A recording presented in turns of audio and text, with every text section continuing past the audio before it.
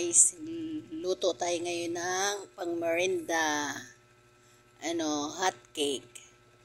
Pancake. Ito.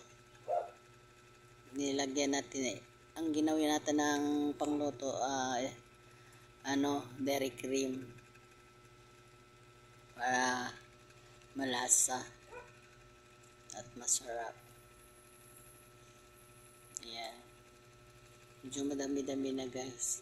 Ang ginawa ko niyan, para madami, hinaluan ko pa siya ng all-purpose arena. Tapos nilagyan siya ng coating 1 cup na sugar para may lasa. Kasi bawal naman talaga sa atin ang matamis. Kaya lalo yung may may dairy cream, pero okay lang yun. Huwag lang lagi dahil mahirap. Alam mo namang bawal, di siyempre kailangan tansya lang. Masama naman talaga yung sobra, di ba? Kaya niluluto tayo guys. Yung aking kawaling gamit yung pinakamaliit kong kawali na hindi talaga yan din dumidikit. Nilagyan ng madami niya na dairy cream. Sarap. Tapos may chocolate yan sa ibabaw. Hindi ko lang naipakita. Nakalimutan na. Nagutom na. Nilapang na agad. Pagkatapos magluto, hindi na naisip. Lagyan ng, hindi ko na napicturan na may chocolate sa ibabaw. Yung chocolate na liquid.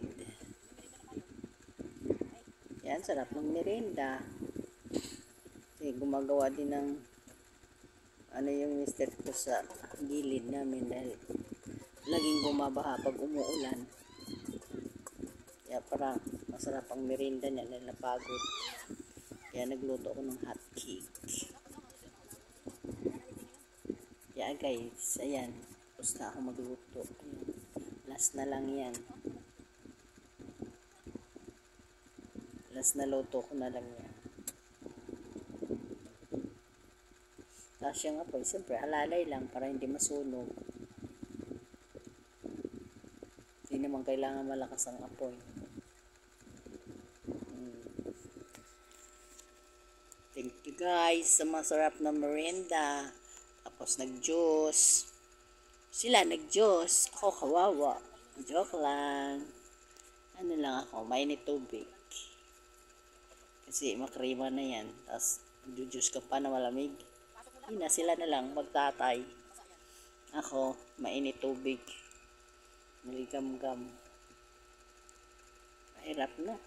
Kasi mataas ang kolesterol ko. Sana sa level na yung dugo ko. Thank you guys.